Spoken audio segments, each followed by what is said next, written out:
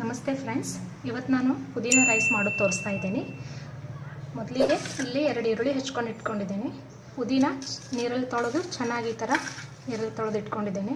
ಇಲ್ಲಿ 2 ರಿಂದ 3 ಹಸಿಮೆಣಸಿನಕಾಯಿ ಮತ್ತು ಶುಂಠಿ, ಬೆಳ್ಳುಳ್ಳಿ, 1 ಪಲಾವ್ ಎಲೆ, ಅರ್ಧ ನಿಂಬೆಹಣ್ಣು, ರುಚಿಗೆ ತಕ್ಕಷ್ಟು ಉಪ್ಪು, ಚಿಟಿಕೆ ಅರಿಶಿನ ಮತ್ತು ಅಕ್ಕಿಯನ್ನು ನೀರಲ್ಲಿ ತೊಳೆದು ಹೀಗೆ ಒಣಗಿಸಿಟ್ಕೊಂಡಿದ್ದೇನೆ. ಇದರಲ್ಲಿ ನೀರಿನ ಅಂಶ ಇರಬಾರ್ದು. ಇಲ್ಲಿ ಒಂದು ಪ್ಯಾನಿಗೆ ಅರ್ಧ ಈರುಳ್ಳಿ, ಹಸಿಮೆಣಸಿನಕಾಯಿ ಮತ್ತು ಬೆಳ್ಳುಳ್ಳಿ, ಇವು ಚೆನ್ನಾಗಿ ಸ್ವಲ್ಪ ಹಸಿ ವಾಸನೆ ಹೋಗುವ ಹಾಗೆ ಹುರ್ಕೊಳ್ಬೇಕು.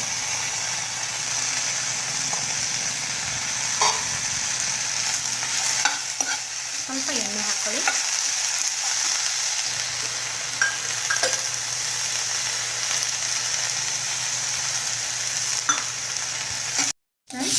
ಇದು ಇವಾಗ ಹಸಿ ವಾಸನೆ ಹೋಗಿದೆ. ಇದನ್ನು ಮಿಕ್ಸಿನಲ್ಲಿ ಹಾಕೊಳ್ತೇನೆ.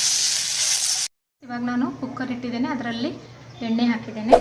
ಎಣ್ಣೆ ಕಾದ ನಂತರ ಜೀರಿಗೆ ಹಾಕಬೇಕು.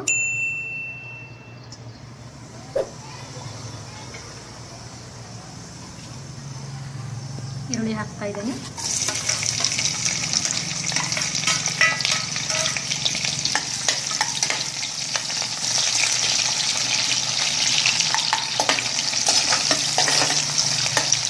ಈರುಳ್ಳಿ ಚೆನ್ನಾಗಿ ಫ್ರೈ ಆದಮೇಲೆ ನಾವು ರುಬ್ಕೊಂಡಿಟ್ಟು ಮಸಾಲೆಯನ್ನು ಇದರಲ್ಲಿ ಆ್ಯಡ್ ಮಾಡಬೇಕು. ಇವಾಗ ಈರುಳ್ಳಿ ಫ್ರೈ ಆಗಿದೆ. ಇದಕ್ಕೆ ನಾವು ರುಬ್ಬಿಟ್ಟ ಮಸಾಲೆ ಹಾಕಬೇಕು.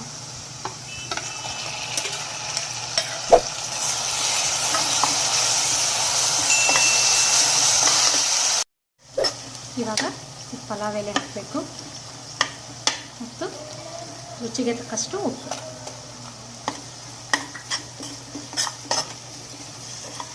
ಈಗ ಒಂದು ಚಿಟಿಕೆ ಅರಿಶಿನ ಹಾಕ್ತಾ ಇದ್ದೀವಿ.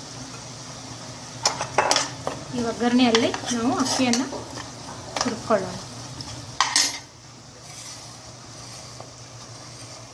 ಈ ರೈಸಿಗೇನು ಬಹಳ ಮಸಾಲೆ ಹತ್ತೋದಿಲ್ಲ. 5-10 ನಿಮಿಷದಲ್ಲಿ ಬೇಗ ರೆಡಿ ಆಗುತ್ತೆ ರೈಸ್. ಇವಾಗ ಇದರಲ್ಲಿ ನಾನು 4 ಗ್ಲಾಸ್ ನೀರು ಹಾಕ್ತೇನೆ. ಇದೇ ಅಳತಿ ಅಕ್ಕಿ ತೊಗೊಂಡಿದ್ನಲ್ಲ, ಅದಕ್ಕೆ ನಾನು ಇದರಲ್ಲಿ 4 ಗ್ಲಾಸ್ ನೀರು ಹಾಕ್ತೇನೆ.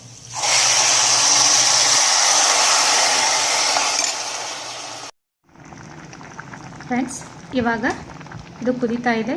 ಇದಕ್ಕೆ ನಾನು ಅರ್ಧ ಲಿಂಬೆಹಣ್ಣು ಹಾಕ್ತೇನೆ.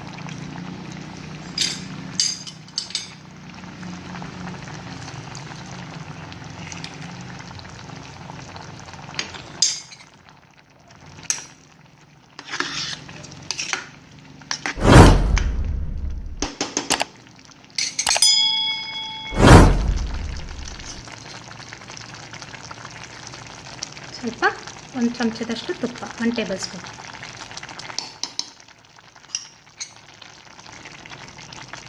ಒಂದು ವಿಸಲ್ ಆದರೆ ಈ ರೈಸ್ ರೆಡಿಯಾಗಿದೆ. ಫ್ರೆಂಡ್ಸ್, ಇವಾಗ ಪುದೀನ ರೈಸ್ ರೆಡಿಯಾಗಿದೆ. ನೀವು ಟ್ರೈ ಮಾಡಿ ನೋಡಿ ಹಾಗೂ ನನ್ನ ವಿಡಿಯೋವನ್ನು ಲೈಕ್ ಮತ್ತು ಶೇರ್ ಮಾಡಿ. ನಮಸ್ತೆ ಫ್ರೆಂಡ್ಸ್.